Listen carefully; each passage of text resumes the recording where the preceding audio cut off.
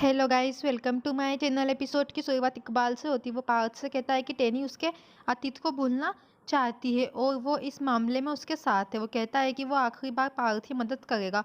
उसे वादा करना चाहिए कि वो कभी भी टेनी को उसका अतीत की याद नहीं दिलाएगा।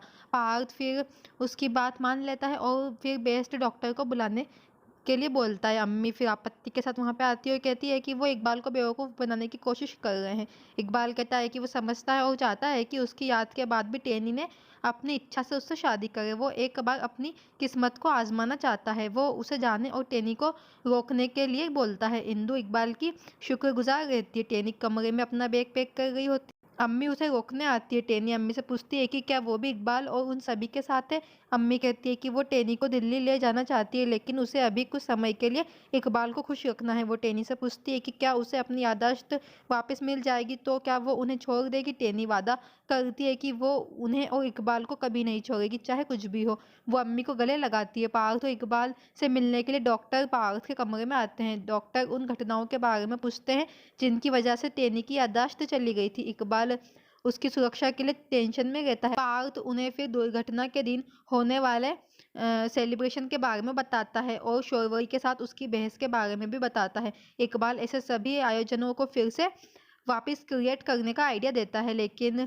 उसकी सुरक्षा की टेंशन में रहता है। डॉक्टर कहते हैं कि यह काम कर सकता है, हमें वापस वही सब सीन क्रिएट करना होगा और उन्हें टेनी को देने के लिए एक बेहोशी का पाउडर देते हैं जिससे टेनी सो जाएगी। तब तक वो अपनी प्रिपरेशन कर लेंगे।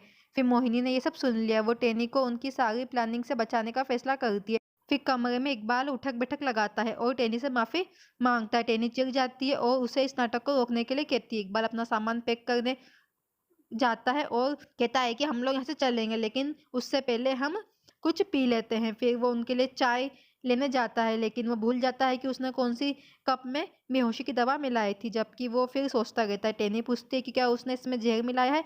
इकबाल अवाक रहता है। फिर टेनी उस पर हंसती है। इकबाल पूछता है कि क्या उसने सच में चाय में कुछ मिलाया होता तो क्या वो पी लेती। टेनी कहती है कि उसका मानना है कि इकबाल उसके लिए सबसे अच्छा सोचता है और जहर भी वो खुशी खुशी पी लेगी। वो अब उन सभी को फिर चाय देती है। टेनी चाय पीती है और उसकी खुशबू की तारीफ करती है। इकबाल प्रार्थना करता है कि टेनी ने चाय का सही प्याला पिया हो। फिर चाय की चुस्की लेने के बाद टेनी को चक्कर आने लगते हैं और नींद आ जाती है।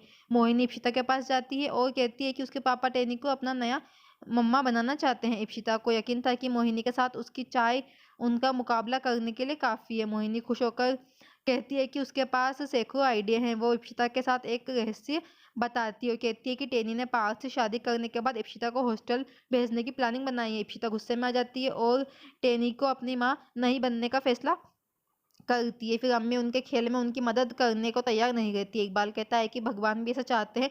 टेनी ने वही प्याला पिया जिसमें दवा थी, हालांकि वो भूल गया था कि उसमें उसने किसमें मिलाई है। इंदु ने इस दिन उपवास रखने का फिर संकल्प लिया। टेनी दरवाजे पर पहुंच जाती है और पूछती है कि क्या प्लानिंग बना रहे हो। उसने सब कुछ सुन लिया है। इकबाल उसे समझाने जाता है और कहता है कि हम अपने निकाह की सरप्राइज प्लानिंग कर रहे हैं। फिर टेनी वापस बेहोश होने लगती है। फिर इकबाल उसे गोद में उठा के ले जाता है। फिर डॉक्टर उसका चेकअप करते हैं। वो आश्वासन देते हैं कि वो ठीक है और अब अगले 2 घंटे वो सोई रहेगी। इकबाल पार्थ को बताता है कि उसके पास 2 घंटे हैं और जागने के बाद उसे दवा के प्रभाव से पूरी तरह से ठीक होने में आधा घंटा लगेगा। उसके दिमाग में भी सारी धूल मिटाने का ये सही समय आया है।